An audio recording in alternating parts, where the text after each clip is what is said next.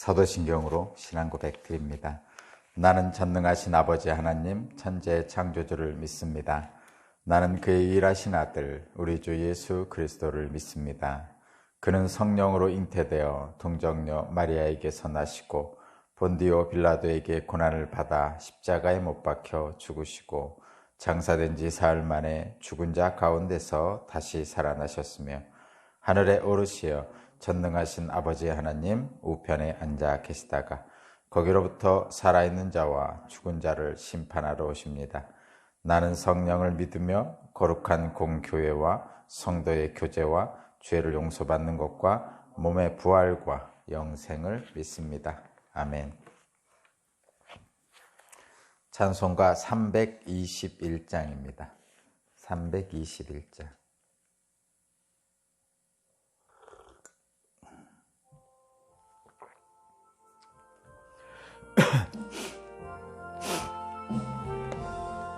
날 대속하신 예수께 내 생명 모두 드리니 늘 진실하게 하소서.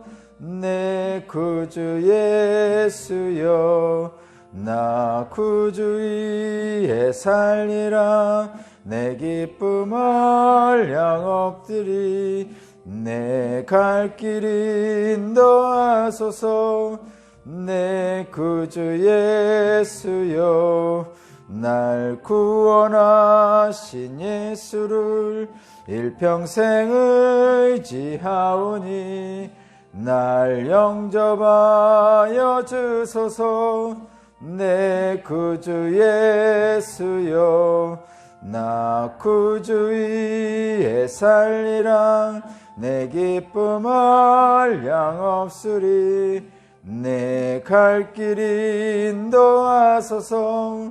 내 구주 예수여 주 십자가에 달리사 날 자유하게 했으니 내 몸과 마음을 주위에 다쓰게 하소서. 나 구주 위에 살리라. 내 기쁨을 양없으리. 내 갈 길 인도하소서. 내 구주 예수여 아멘.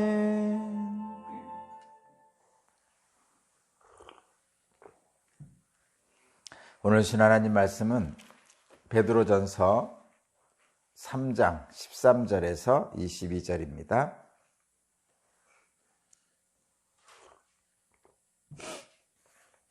베드로전서 3장 13절에서 22절까지 말씀을 봉독하겠습니다. 그러므로 여러분이 열심으로 선한 일을 하면 누가 여러분을 해치겠습니까? 그러나 정의를 위하여 고난을 받으면 여러분은 복이 있습니다. 그들의 위협을 무서워하지 말며 흔들리지 마십시오. 다만 여러분의 마음속에 그리스도를 주님으로 모시고 거룩하게 대하십시오.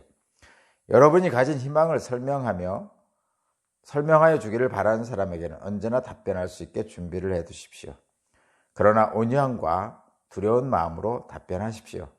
선한 양심을 가지십시오. 그리하면 그리스도 안에서 행하는 여러분의 성한 행실을 욕하는 사람들이 그들을 헐뜯는 그 일로 부끄러움을 당하게 될 것입니다. 하나님께서 바라시는 뜻이라면 선을 행하다가 고난을 받는 것이 악을 행하다가 고난을 받는 것보다 낫습니다. 그리스도께서도 죄를 사하시려고 단 한 번 죽으셨습니다. 곧 의인이 불의한 사람을 위하여 죽으신 것입니다. 그것은 그가 육으로는 죽임을 당하시고 영으로는 살리심을 받으셔서 여러분을 하나님 앞으로 인도하시려는 것입니다. 그는 영으로 옥에 있는 영들에게도 가셔서 선포하셨습니다. 그 영들은 옛적에 노아가 방주를 지을 동안에 곧 하나님께서 아직 참고 기다리실 때에 순종하지 않던 자들을 말하는 것입니다. 그 방주에 들어가 물에서 구원받은 사람은 겨우 8사람밖에 없었습니다. 그 물은 지금 여러분을 구원하는 세례를 미리 보여준 것입니다. 세례는 육체의 더러움을 씻어내는 것이 아니라 예수 그리스도의 부활을 힘입어서 선한 양심이 여러분께 응답하는 것입니다. 그리스도께서는 하늘로 가셔서 하나님의 오른쪽에 계시니 천사들과 권세들과 능력들이 그에게 복종하고 있습니다. 아멘.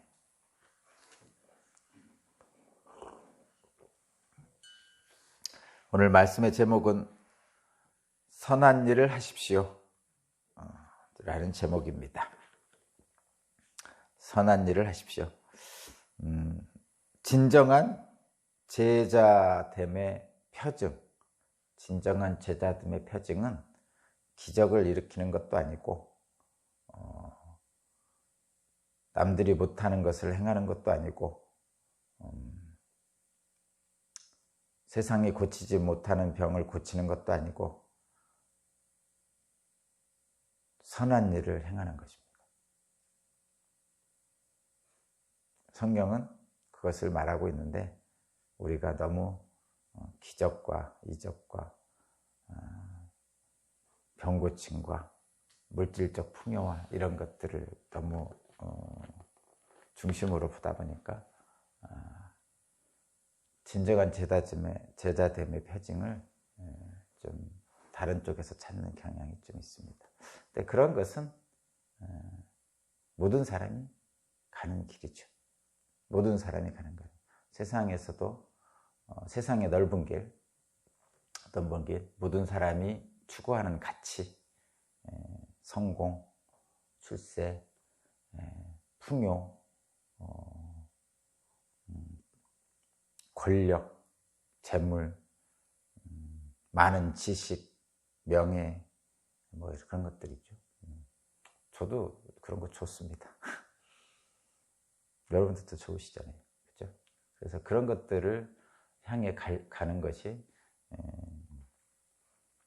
일반적인 세상의 법칙이랄까, 질서랄까, 그런 것입니다. 그렇지만 하나님은 분명하게 말씀하시죠. 그런 것은 세상의 질서고 하늘의 질서는 다르다라고 분명히 성경에서는 말씀하십니다. 성경에서 그래서 그런 것을 찾으면 오해를 하게 됩니다. 성경을 오해하게 되고 성경을 오해하게 되면 하나님을 오해하게 됩니다. 하나님을 오해하게 되면 하나님이 슬프시겠죠? 하나님 가슴 아프실 것 같아요. 베드로 사도께서 좀 우리가 이해하기 쉽게 잘 설명해 주시고 계시죠? 우리가 이해하기 쉽게 잘 설명해 주시고 계십니다. 예수님의 행적을 담은 복음서나 이런 말씀들은 사실은 쉽지 않잖아요. 예수님의 말씀, 하늘의 말씀인데 우리들이 직접적으로 이해하기는 쉽지 않습니다. 그래서 많은 묵상과 공부가 필요합니다. 읽고 또 읽고 하면서 예수님의 말씀과 행적을 잘 이렇게 설명해 주실 성령님의 인도하심이 필요한데, 성령의 조명이 필요한데, 베드로 전서 후서 같은 경우 베드로 사도께서 현실에 맞게 우리에게 직접적으로 알아들을 수 있도록 설명을 잘 해주고 계십니다. 사실은 그래서 읽으면 그냥 다 여러분도 아시는 내용입니다. 단순하죠? 거의 17절을 한번 보면 간단한 얘기입니다. 간단한, 여러분이 읽으셔도 뭐 제가 설명을 안 드려도 읽으시면 알아요. 17절, 하나님께서 바라시는 뜻이라면 선을 행하다가 고난을 받는 것이 악을 행하다가 고난을 받는 것보다 낫습니다. 뭐 따로 설명할 일이 없죠. 당연한 거죠. 선을 행하다가 고난을 받는 것이 더 좋죠. 악을 행하다가 고난을 받는 것보다 더 뭐 설명할 일이 없습니다.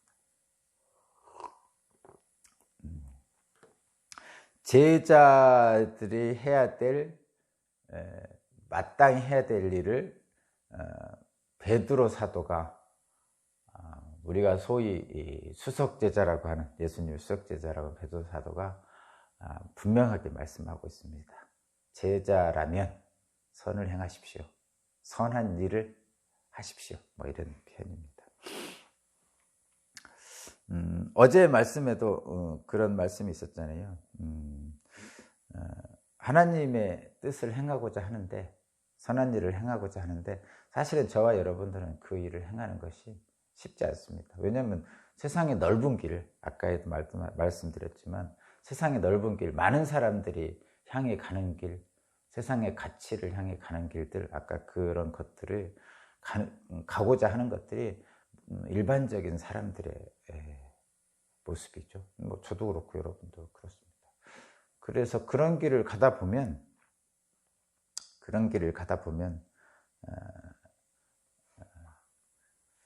다른 사람을 사랑한다는 것을 실행하기가 쉽지 않습니다. 다른 사람을 사랑한다는 것은 곧 나를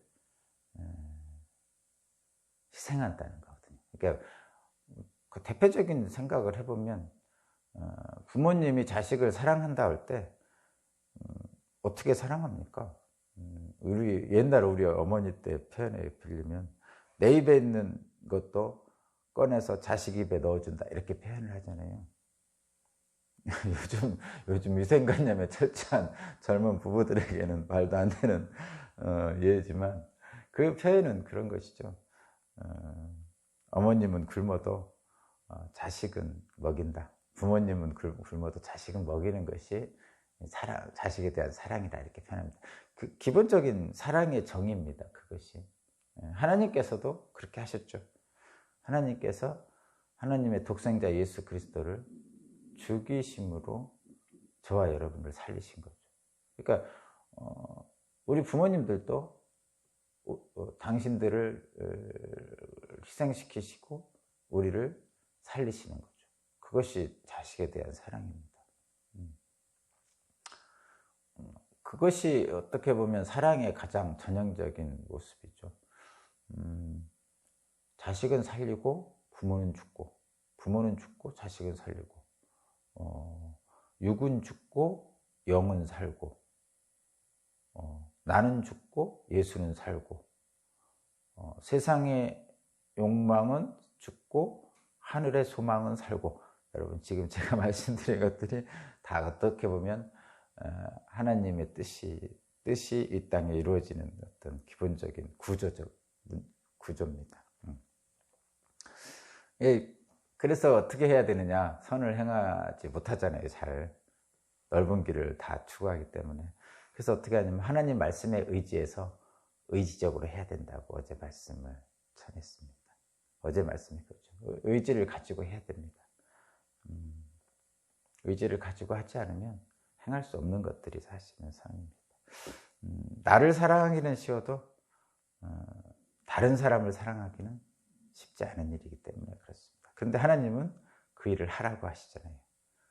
하나님이 우리를 사랑한 것 같이 너희도 이웃을 사랑하라. 이웃 사랑하기를 내 몸같이 하라. 이렇게 표현하신 이유도 사실은 그것이 이웃 사랑이 쉽지 않기 때문입니다.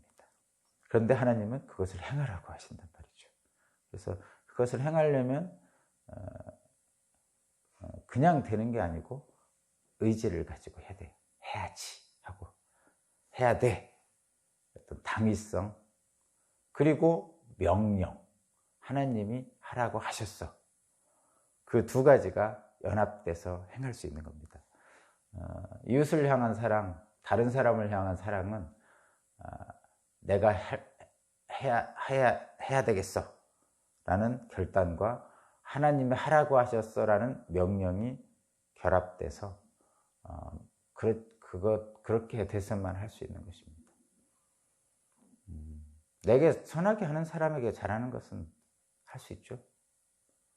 내게 악하게 하는 사람에게 잘하는 것이 진정한 사랑인데 그게 어렵단 말이죠. 그게 왜 진정한 사랑입니까? 예수님이 십자가에 달리셨잖아요. 근데 십자가에 달린 그때의 모든 사람들이 다 예수를 죽이라고 했단 말이죠. 그런데도 불구하고 예수님은 그들을 위해서 죽으신 거죠. 그것이 사랑의 어떤 전형적인 예수님의 사랑의 표현입니다. 근데 의지를 가지고 하는데 문제는 뭐냐면 하나님의 명령이라고 해서 하고 또 그래서 내가 할 수 없음에도 불구하고 하나님의 명령에 따라서 의지를 가지고 하는데 사랑하고 싶은데 근데 참 어렵죠. 어렵게 하겠다고 하나님의 명령이기 때문에 하겠다고 결단을 하고 하는데 선을 행하려고 하는데 근데 선을 행하다 보면 장애물을 만납니다. 물론 첫 번째는 내 안에 장애물이 제일 먼저 시작되죠. 내가 이거 꼭 해야 돼. 내 코가 석자인데 뭐 이런 생각을 하게 됩니다. 그게 첫 번째고. 근데 그것은 성령께서 이렇게 발걸음을 내딛는 순간 성령께서 도와주시죠. 그래서 그 내 안에 그 방해 장애물은 성령께서 제거해 주십니다. 믿음이 있는 사람이라면, 예수 그리스도를 믿는 믿음이 있는 사람이라면 그 장애물은 성령께서 제거를 해 주십니다. 그러니까 내부적인 장애물. 근데 선을 행하다 보면 내부적인 장애물만 있는 건 아니잖아요. 성령께서 나를 도와주셔서 그 내부적인 장애물을 제거해 주시긴 하지만 외부적인 장애물도 있단 말이죠. 선을 행하고 있는데 행하다 보면 괜한 오해를 받기도 하고 또 뭐 세상이 그래서 그런지 시기를 받기도 합니다. 괜한 오해와 시기가 있을 수 있습니다. 그래서 위협을 받기도 하죠. 심지어는 생명의 위협까지도 받을 수도 있습니다. 너만 예수 믿냐? 뭐 이렇게 하면서 방해하는 분들도 있고, 야, 니나 잘해? 뭐 이러면서 방해하는 분들도 있고 그렇습니다. 여러분 뭐 많이 들어보셨죠? 어쨌든 어렵게 선을 행하려고 결단하고 애쓰는데 하다 보면 주변에 오해와 시기를 받고 심지어는 위협을 받기도 합니다. 그런 경우가 있습니다. 근데 그럴 때마다 오늘 본문 말씀을 생각해 보세요. 그럴 때마다 오늘 본문 말씀을 잘 읽고 굳게 붙들고 흔들리지 말라고 하시는 거죠. 그렇게 하는 겁니다, 지금. 그러시면서 뭐라고 말씀하시냐면, 제가 14절 읽어볼게요. 14절. 그러나 정의를 위하여 고난을 받으면 여러분 복이 있습니다. 어디서 많이 읽어본 말씀 있죠? 마태복음 5장 10절에 나오는 팔복 중에 하나입니다. 거긴 마태복음 5장 10절에는 이렇게 의를 위하여 박해받는 자는 복이 있나니 하나님 나라가 그들의 것이다. 이렇게 말씀하고 있죠. 비슷한 말씀이죠. 정의를 위하여 고난을 받으면 여러분은 복이 있습니다. 복이 뭡니까? 당연히 하나님 나라가 그들의 것이라고 했잖아요. 그러니까 하늘나라가 그들의 것입니다. 그러니까 하늘나라가 그들의 것이라는 거예요. 하늘나라에 사는 것처럼 살 수 있다는 거죠. 우리가 평상시에 얘기하는 것처럼 가정천국이라고 하잖아요. 가정천국은 가정에 사는 사람들이 가정에서 천국처럼 사는 겁니다. 글쎄요. 그걸 더 좋은지 1억짜리 돈벼락이 떨어졌으면 좋겠는지 그건 여러분 생각해 보세요. 가정 천국이 좋습니까? 집안으로 1억이 돈벼락이 떨어지는 게 좋습니까? 복 중에 여기 복이라고 표현해서 제가 대비하는 겁니다. 어쨌든 여기에 복은 하나님 나라가 그들의 것이다 이런 얘기입니다. 그런 겁니다.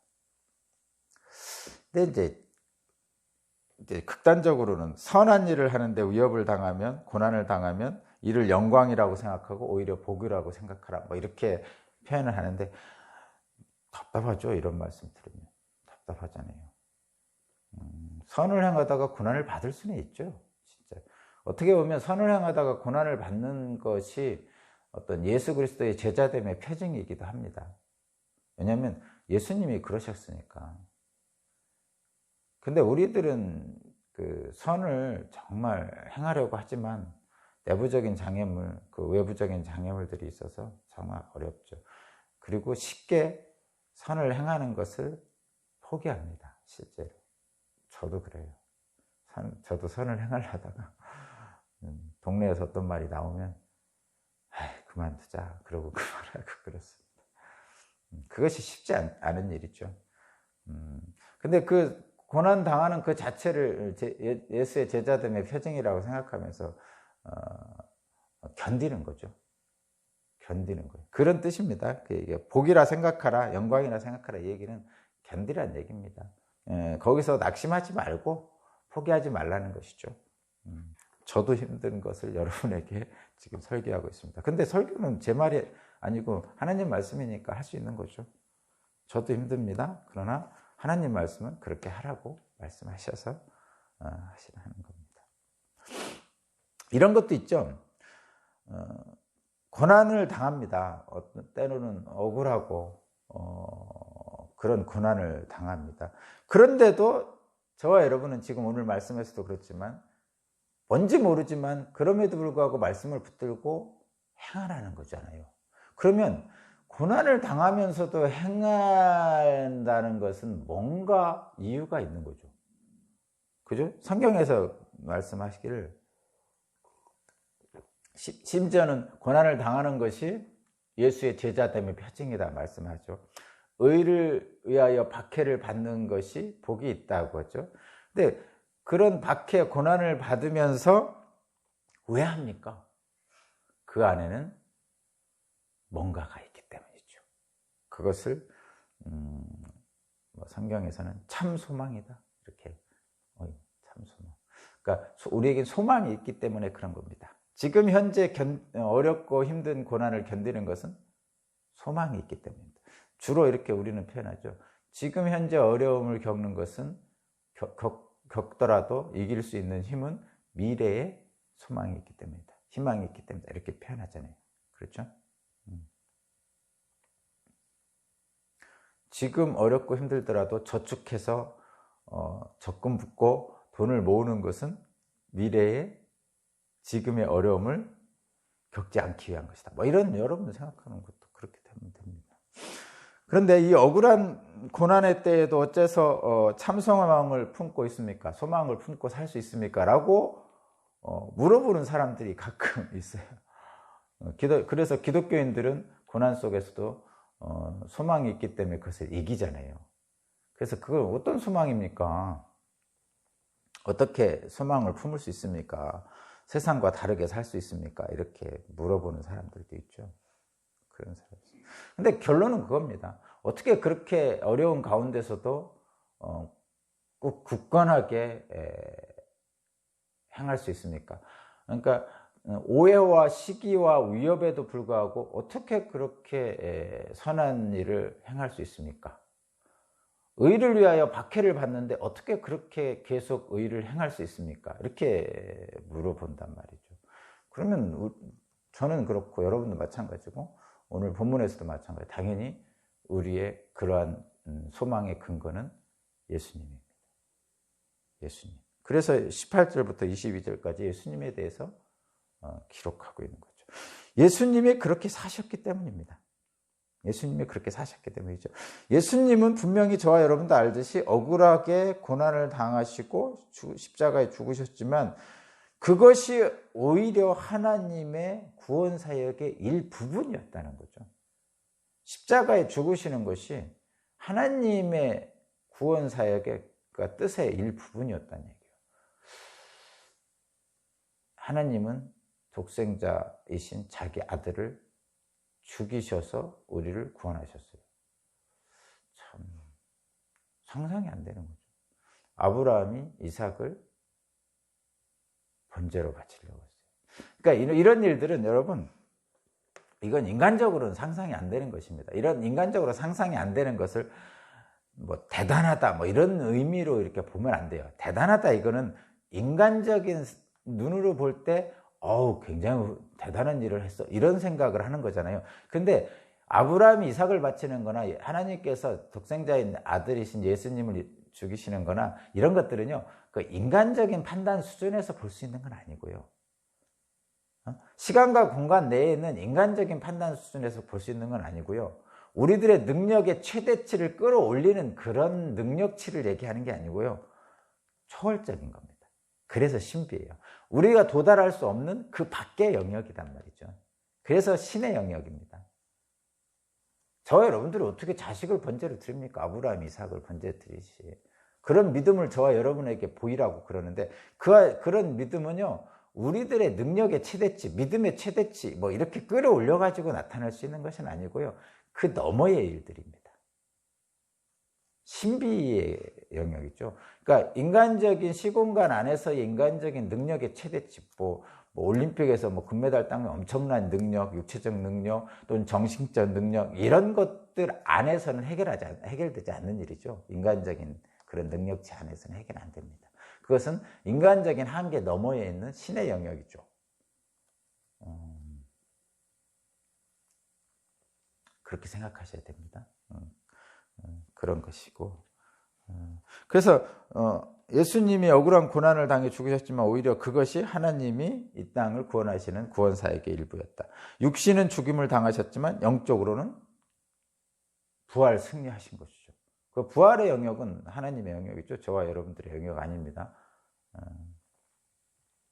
예수님은 죄인인 우리를 위하여 모든 것을 내어주심으로 선을 이루셨어요. 전형적인 표현이죠. 선을 기대할 수 없는 이 세상에서, 선을 행하신 것은 하나님의 의를 이루시기 위한 거예요. 아주 전형적으로 제가 표현을 했습니다. 선을 기대할 수 없는 이 세상에서 선을 행하신 것은 하나님의 의를 이루시기 위함입니다. 선을 행하시는 것은, 그래서 선을 행하는 것은, 저와 여러분들이 예수 때문에 선을 행한다고 그러잖아요.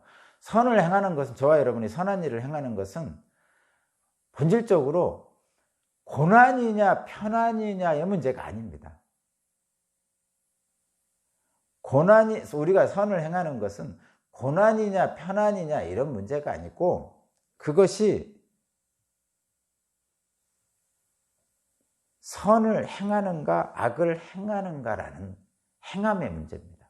그러니까 우리는 이렇게 고난을 받으면서도 하나님 일을 행한다 이렇게 표현할 때 그 고난 때문에 그 고통받기 때문에 그러는데, 실질적으로 그 본질은 뭐냐면, 선을 행할 때 본질은 여러분 그렇게 생각하셔야 된다는 거예요. 그래야 이 고난을 이길 수 있다는 뜻입니다. 선을 행할 때 무엇을 생각하고 선을 행하냐면, 그 선을 행할 때 고난이냐 아니면 편안이냐 이런 생각 가지고 선한 일을 행하면 못합니다. 당연히 우리는 편안을 택하는 거지, 고난을 택한다는 것은 미친 짓이죠. 상식적이지 않다 이런 얘기예요. 일반적이고 상식적이지 않은 일은 안 하는 것이죠. 그게 맞는 겁니다. 일반적이고 상식적인 걸 해야 돼요. 고난과 편안이 있으면 편안을 택하는 게 맞는 거죠. 그런데 선한 일을 행하는 것, 선을 행하는 것은 고난과 편안의 선택의 문제가 아니라는 거죠. 그럼 뭐의 문제입니까? 선한 일을 하는가 악한 일을 하는가의 문제라는 거죠.